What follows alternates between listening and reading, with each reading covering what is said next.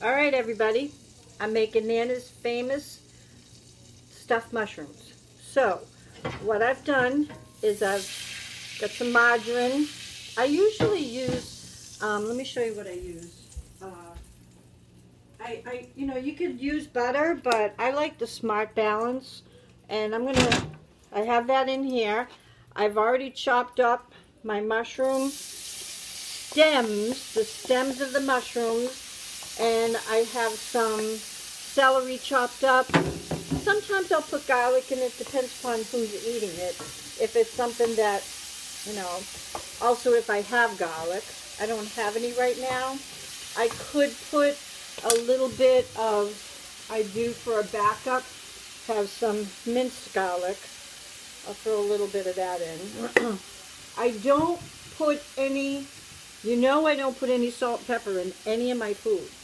When I was pregnant with Mika, I ended up getting toxemia, and that was a poison in my system, and so I, at that point, stopped using salt.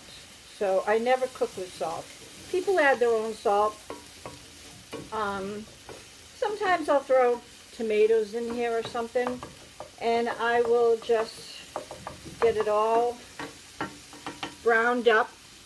Now I've already taken my mushrooms, and I'm going somewhere, so I'm bringing this as an appetizer. I've taken my mushrooms. These were organic mushrooms, a bit more expensive, but not much.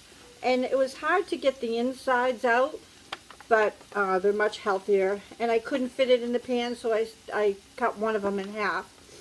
Now I am browning this, and I'm going to add a little bit more margarine to it, because my secret ingredients, a lot of people use breadcrumbs, but I don't use breadcrumbs. I normally use Ritz crackers. I love Ritz crackers, but I don't have any Ritz crackers today. So I'm just going to use regular saltines, and I just crush them up. And that's my basis for my stuffing.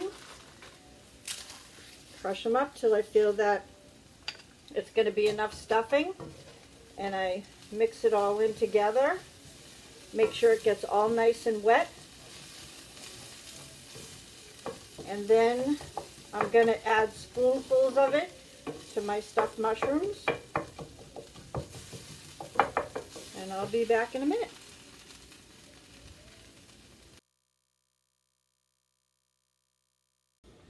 All right, so now I've added a little bit more butter, margarine, Smart Balance, and I'm just going to take spoonfuls and I'm going to add it to the center of my stuffed mushrooms and fill up the whole pan. And then what I'll do is I will add a little bit of cheese on the top just to make it yummy. And I'm just adding all my stuffing.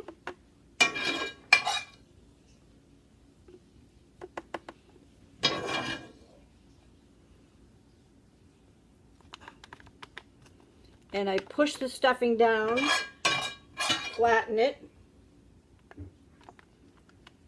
Ooh, this is going to be delicious. I know I usually like the Ritz crackers better, but I didn't have any. So you do what you got. And this was a last minute invitation to someone's house, and it's just something that I can bring an appetizer, and all I had to do is go out and buy the mushrooms.